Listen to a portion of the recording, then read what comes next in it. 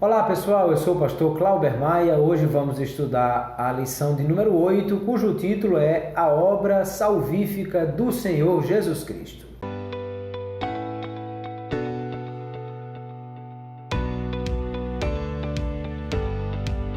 Nós vamos estudar nessa lição sobre o sacrifício de Jesus e como ele produziu salvação para nós através disso. Vamos lembrar que quando falamos de sacrifício, sempre nós vamos nos remeter aos sacrifícios do Antigo Testamento, quando Deus estabeleceu o sistema sacrificial escrito no Pentateuco, que vai apresentar vários tipos de sacrifício, como o holocausto, oferta pelo pecado, oferta pela culpa, oferta de manjares.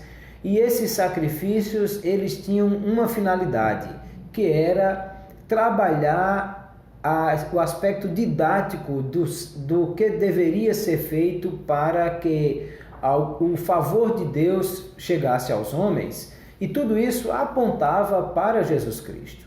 Porque quando o homem trazia um sacrifício, um animal para sacrificar no altar, e ele, pondo a mão sobre a cabeça do animal, declarava o seu pecado, e o animal era morto e a gordura do animal era queimada, o texto da Bíblia vai dizer que quando essa fumaça subia como aroma suave diante de Deus, o pecado daquele homem era perdoado.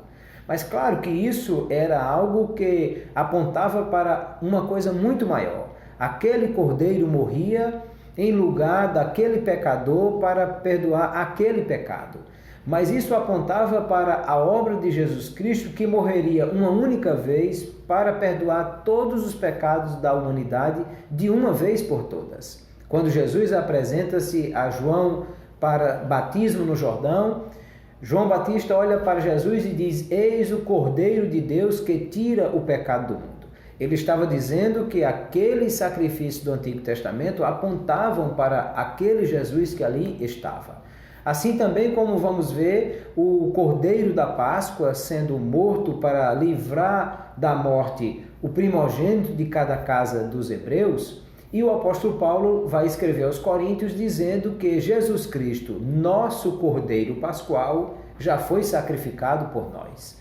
Ele estava dizendo que aquele Cordeiro da Páscoa, embora tenha livrado da morte aquele primogênito naquela noite, mas ele apontava para um outro Cordeiro Pascual que livraria todos da morte de uma vez por todas. Também o apóstolo Pedro vai dizer que nós fomos resgatados da nossa vã maneira de viver, que recebemos por tradição dos nossos pais, por não coisas corruptíveis como prata ou ouro, mas pelo o sangue de um cordeiro puro e imaculado, o precioso sangue de Jesus Cristo.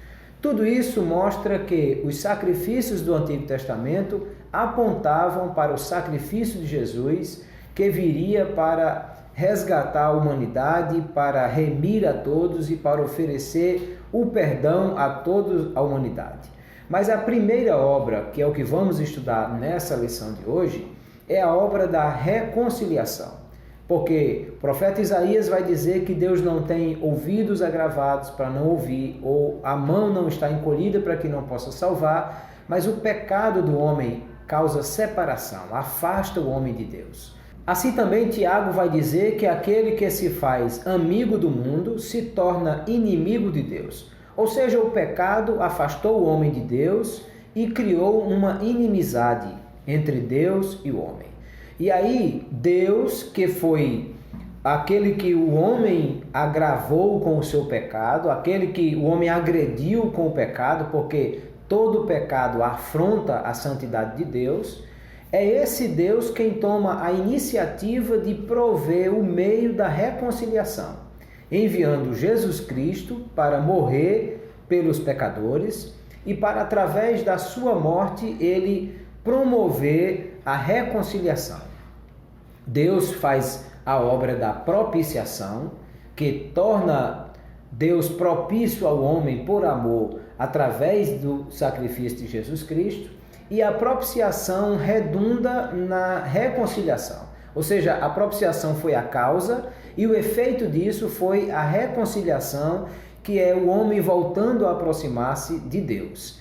E o apóstolo Paulo vai dizer que isso ocorreu na cruz do Calvário, porque por causa do sangue, aqueles que estavam longe agora chegaram perto. Aqueles que estavam afastados agora foram de novo unidos a Deus por intermédio de Jesus Cristo, que na cruz do Calvário promove a reconciliação do homem e Deus. Deus faz as pazes com o homem através de Jesus Cristo, que nos ofereceu a salvação para que isso pudesse trazer a vida eterna para nós.